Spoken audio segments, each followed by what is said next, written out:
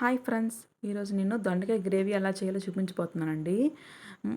Already నేను దొండకాయ పచ్చడి చేసి పెట్టాను కదండి వీడియోలో. అవి పండిపోయిన ఒక 4 అన్నాను కదా, అవేనండి. ఇవి కట్ చేసిన ఇవి మిగతావి ఇవండి. అంటే వీడియో ముందు పచ్చడి వీడియో పెట్టేశాను నేను. తర్వాత ఇదండి కర్రీది. ఇవి కట్ చేసినప్పుడే నాకు పండిపోయినవన్నీ కొంచెం పక్కగా పెట్టేసుకున్నానండి. వాటితోనే మీకు పచ్చడి చేసి చూపించాను.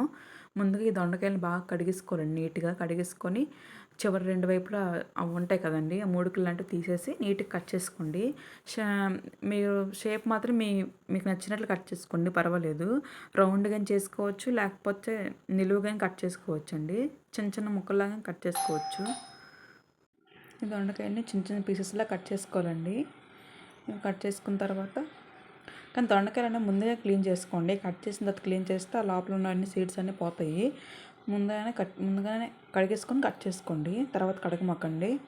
అసలు వెజిటబుల్స్ ఏవైనా సరే ముందుగానే క్లీన్ చేసుకోండి. కట్ చేసిన తర్వాత ఏవి క్లీన్ చేయొద్దండి, ప్రోటీన్స్ అనేవి పోతాయంట. ముందుగానే క్లీన్ చేసుకోండి. చూడండి, తర్వాత నేను ఎవరికి నచ్చిన షేప్లో వాళ్ళు కట్ చేసుకోండి. ఫ్రై అయిపోతాయి ఈజీగా. ఇందులో కూడా వాటర్ కొంచెం ఎక్కువ ఉంటాయి కదా.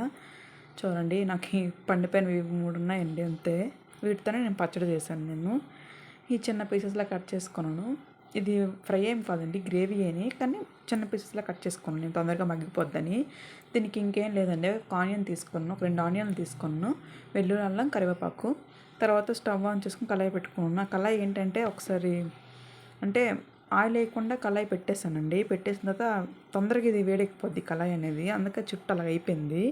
అది క్లీన్ చేయాలి ఒకసారి. తర్వాత ఆయిల్ వేసుకొని కొంచెం ఆవాలు, జీలకర్ర, ధనియాలు వేసుకున్నాను.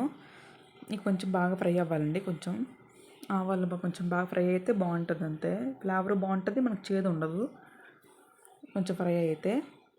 ఈ ఫ్రై అయ్యాక కదావదా ఈ ఆనియన్స్, అల్లం వెల్లుల్లి అన్నీ వేసుకోవాలి. ఫస్ట్ అల్లం వెల్లుల్లి వేసుకోండి, అది కొంచెం బాగా ఫ్రై అయిన తర్వాత ఆనియన్స్ యాడ్ చేసుకోండి.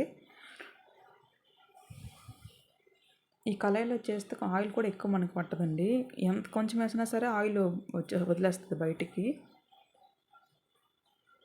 ఈ అల్లం వెల్లుల్లి వేసుకున్న తర్వాత ఇక ఆనియన్స్ వేసుకోండి. ఆనియన్స్ వేసుకొని కొంచెం ఇవి బాగా ఫ్రై అవ్వనియండి.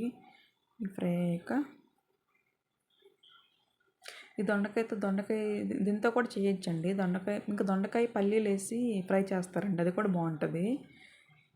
మళ్ళీ దొండకాయలు నువ్వుల పొడి, పల్లీల పొడి వేసి కూడా చేస్తారు ఫ్రై లాగా, అది కూడా బాగుంటుంది. ఎవరైనా పల్లీల పొడి, నువ్వుల పొడి ఇష్టపడిన వాళ్ళైతే అలా కూడా వేసుకోండి. ఏం లేదు, ఇలానే దొండకాయ ముక్కలు ఫ్రై చేసుకున్న తర్వాత అన్నీ పసుపు, సాల్ట్, కారం అన్నీ వేసుకుంటాం కదా, అది బాగా దగ్గర అయిన తర్వాత పొడి, పల్లి పొడి అది వేసేయడమేనండి. వేసి ఒక 3 మినిట్స్ 4 మినిట్స్ అలాగ కొంచెం ఫ్రై చేసుకోండి, అంతే. అది కూడా సింపుల్ అండి, అది కూడా ఫ్రై. నాకైతే ఆ ఫ్లేవర్ నచ్చదు, నేను ఎప్పుడు అలా చెయ్యను. ఎవరైనా ఇష్టపడిన ఉంటే చేసుకోండి ఇలానే. ఇది సేమ్ ప్రాసెస్, కానీ లాస్ట్గా ఫ్రై అయిన తర్వాత పొడి వేసుకొని కొంచెంసేపు ఫ్రై చేసి ఇక స్టవ్ ఆఫ్ చేసుకోవడమని. చూడండి, ఆనియన్స్ వేగిపోయాయి కదా, ఈ ఆనియన్స్ వేగిపోయిన దొండకాయలు కూడా వేసుకుంటున్నాను నేను.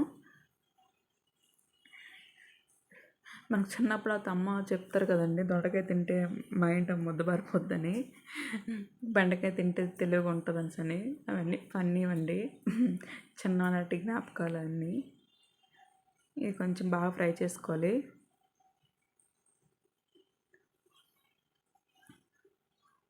వెజిటబుల్స్కి అయినా కరివేపాకు యాడ్ చేసుకోండి, బాగుంటుంది ఫ్లేవర్ అనేది, ఏ వెజిటబుల్స్కి అయినా సరే.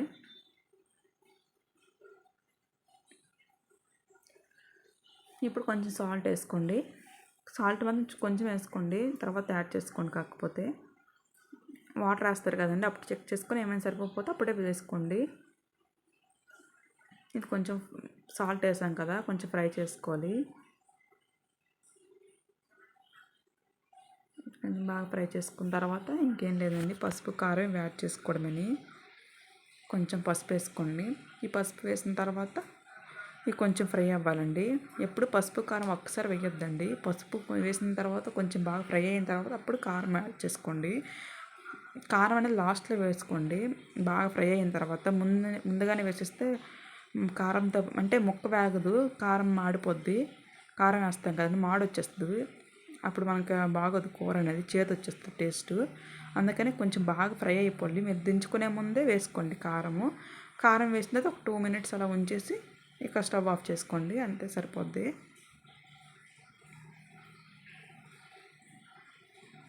అంతేనండి, ఇది చాలా సింపుల్ ఈ కర్రీ మాత్రం. ఇది కొంచెం బాగా ఫ్రై అయిన తర్వాత కొంచెం కారం యాడ్ చేసుకోండి. కారం మీకు వెజిటబుల్స్కి ఎక్కువ పట్టదు, ఒక స్పూన్ వేసుకోండి సరిపోద్ది. ఇంకా కాదు అంటే ఇంకో స్పైస్ ఎక్కువ తినేవాళ్ళంటే ఒక 2 స్పూన్ ఇంకొక హాఫ్ స్పూన్ వేసుకోండి సరిపోద్ది. చూడండి, ఆయిల్ కొంచెం వేసాను కానీ ఇంకా మనకు ఆయిల్ కనిపిస్తుంది, కదిలిపోతుంది. నాకు ఫోన్ ఒక చేతితో వీడియో తీయడం కదా, ఇంకో చేతితో కలపడం, అందుకు కదిలిపోతుందండి. నార్మల్గా అయితే ఒక చేతితో ఇలా పట్టేసుకుని కలిపేసుకుంటాము, కానీ వీడియో తీయడం ఉండదు కదా, అందుకనే. అంతేనండి, ఇలా నీట్గా ఫ్రై చేసుకోండి.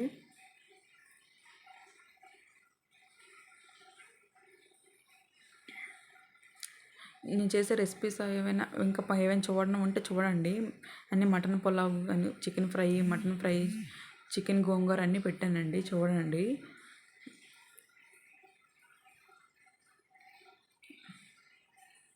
చూడండి, దగ్గరికి కొంచెం ఆయిల్ వదులుతుంది కదా, ఇంకొంచెం ఫ్రై చేసుకోండి. ఇంకొంచెం ఫ్రై చేసుకున్న తర్వాత మొక్క బాగా మూత పెట్టొద్దండి. తొందరగా అయిపోవాలంటే మూత పెట్టేసుకోండి. పర్వాలేదు, టైం ఎంతసేపు ఉన్నా పర్వాలేదు అనుకున్న వాళ్ళు మాత్రం ఇలా సిమ్లోనే ఫ్రై చేసుకోండి, వాటర్ వేయకుండా, అదే ముందుగానే.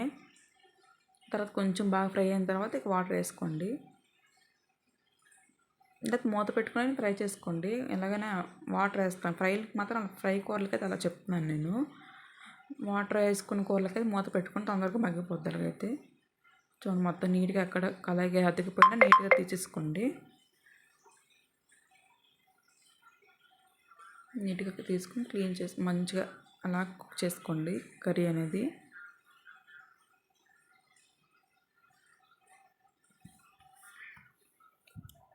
దొండకాయ కదండి, కొంచెం వాటర్ ఎక్కువ కొంచెం వేసుకున్నాను, అలా కొంచెం మగ్గిపోద్ది. అయితే చూడండి, అలా అవుతుంది కదా కర్రీ. ఇంకొంతసేపు ఉంచాలండి, బాగా దగ్గరికి వచ్చి కొంచెం ఆయిల్ లీక్ అవుతుంది చూడండి, ఆ టైంలో ఆపేసుకోండి. మరి వాటర్ అంతా ఇంకిపోయినట్టు ఉంచుకోండి, కూర బాగోదు. కొంచెం వాటర్గా ఉంచుకుంటే మనకు గ్రేవీ అంతా ముక్కకు పడుతుంది, చాలా టేస్ట్గా ఉంటుంది.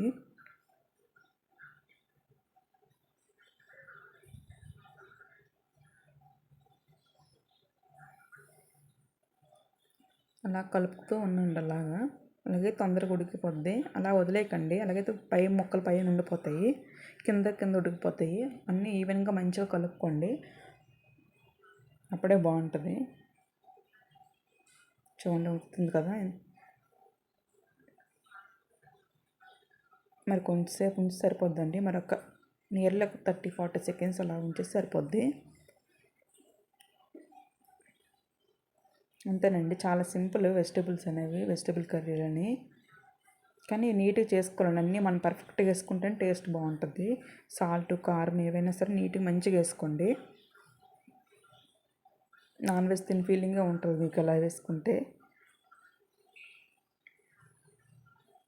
నాన్ వెజ్ తినని వాళ్ళ గురించి చెప్తున్నానండి. నాన్ వెజ్ తిన్న వాళ్ళైతే చేసుకోవచ్చు ఇక వాళ్ళు. చూడండి, కొంచెం ఒకసారి ఫ్రై చేసుకోండి. ఫ్రై చేసుకున్న తర్వాత అంతేనండి, చూడండి దగ్గరగా అయిపోయింది కదా. అంతేనండి కర్రీ. ఇలా ఉంచుకోండి, ఇలా కొంచెం గ్రేవీగా ఉంది కదా, అలా ఉన్నప్పుడు స్టవ్ ఆఫ్ చేసుకోండి. అంతేనండి, నేను చేసిన రెసిపీ మీకు నచ్చినట్లయితే ప్లీజ్ లైక్ చేయండి, షేర్ చేయండి, సబ్స్క్రైబ్ చేసుకోండి. ఇంకేమైనా రెసిపీస్ కావాలంటే కామెంట్లో చెప్పండి. Thank you for watching. Bye bye.